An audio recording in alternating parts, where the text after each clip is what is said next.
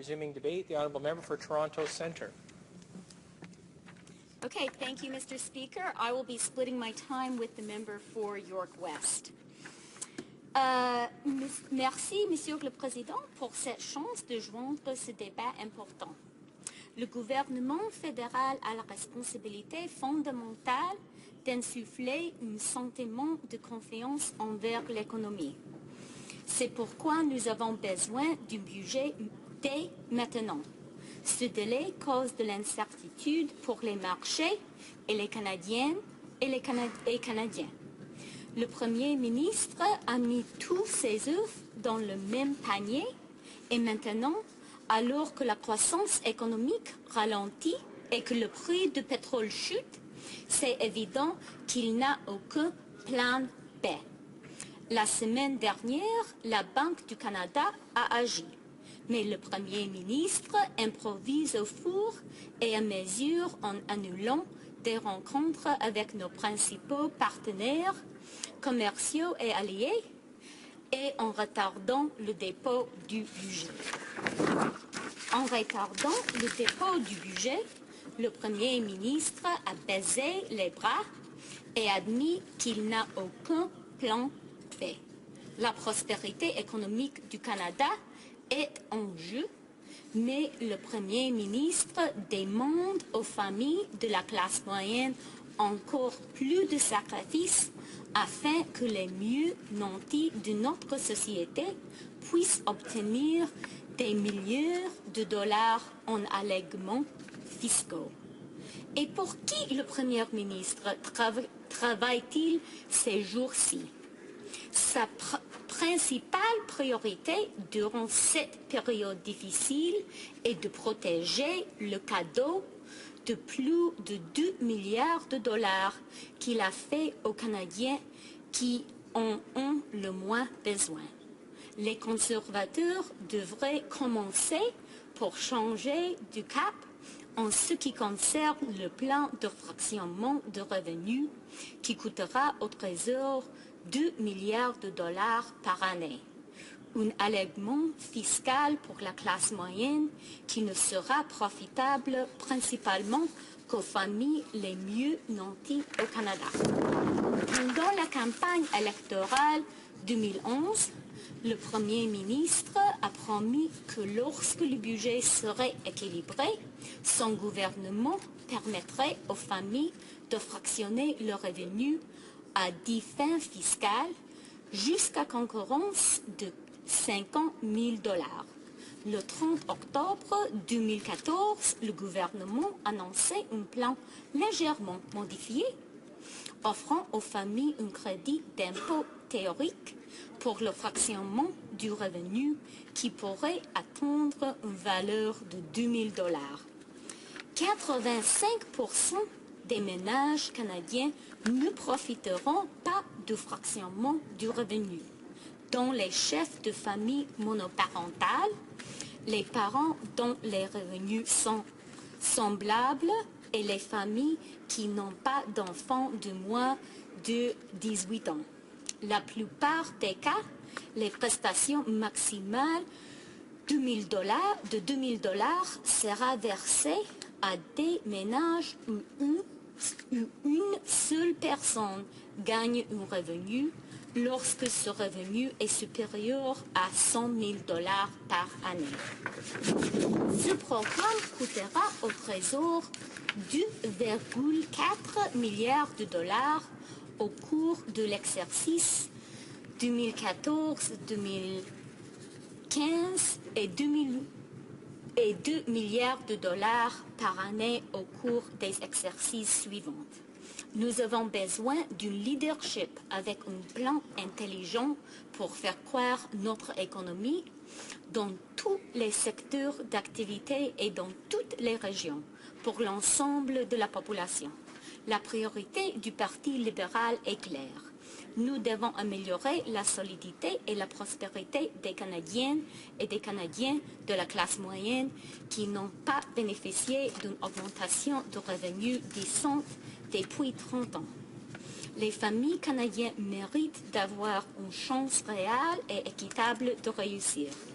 Dans sa vision économique, ce gouvernement a négligé de prendre en compte ce qui a toujours fait du Canada un pays prospère, la diversité, l'équilibre et le partenariat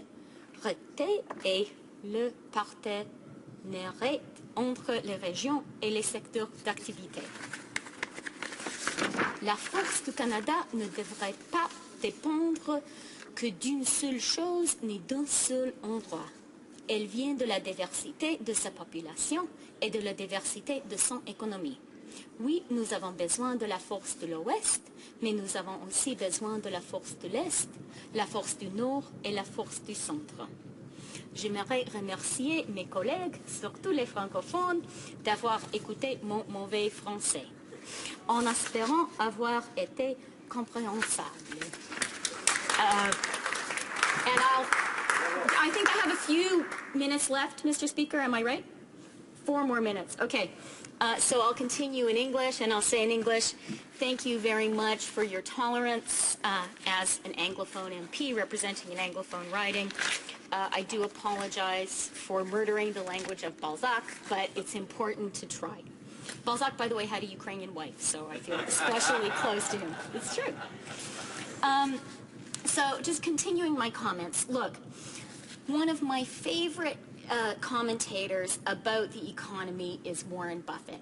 And in his 2001 letter to shareholders, he had this great line. And his line was, "You only find out who is swimming naked when the tide goes out." Well, in Canada, the tide has gone out.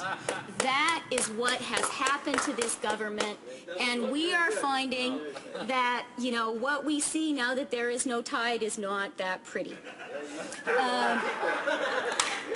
The economic tide, which flattered Canada's relative economic performance, consisted primarily of two things: high commodity prices and the fact that Canada, alone of the G7 countries, avoided the financial crisis. Thanks, it might be worth noting, to the very wise and prudent and against the conventional wisdom decisions of the Liberal government to maintain tough banking regulation. Well, you know what? Now that tide has gone out. And the tide has gone out because we have, first of all, those high commodity prices which flattered our economic performance have collapsed, particularly the price of oil, and the financial crisis which devastated the other G7 countries and really flattered Canada's relative economic performance has now started to abate and isn't hitting the other G7 countries so badly. So particularly in relative terms, we're seeing the true reality of Canada's economic performance and the true reality of this government's economic stewardship.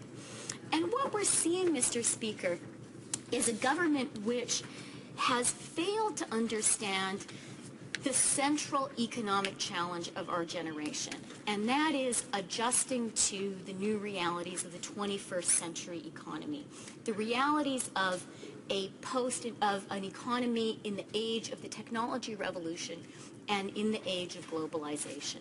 And what is happening in this 21st century economy is a relentless hollowing out of the middle class. We are seeing middle class wages over the past 30 years stagnate at the same time that wages and wealth at the very top is increasing. Now, this government for years has been in denial about this. And in fact, when the leader of the Liberal Party first started talking about the hollowed out middle class, we were met with derision and with denial. But let me tell you, Mr. Speaker, it is now becoming a truth universally acknowledged that this issue of income inequality and the hollowed out middle class is the central economic challenge, and we have to address it. I'm just going to read a final quote, and this is from the World Economic Forum in Davos, not generally seen as a hotbed of pinko communists. And this is what they have to say about income inequality. Across rich and poor countries alike, this inequality is fueling conflict, corroding democracies, and damaging growth. Not long ago, those who worried about inequality were accused of partaking in the politics of envy. I've heard that. Critique myself.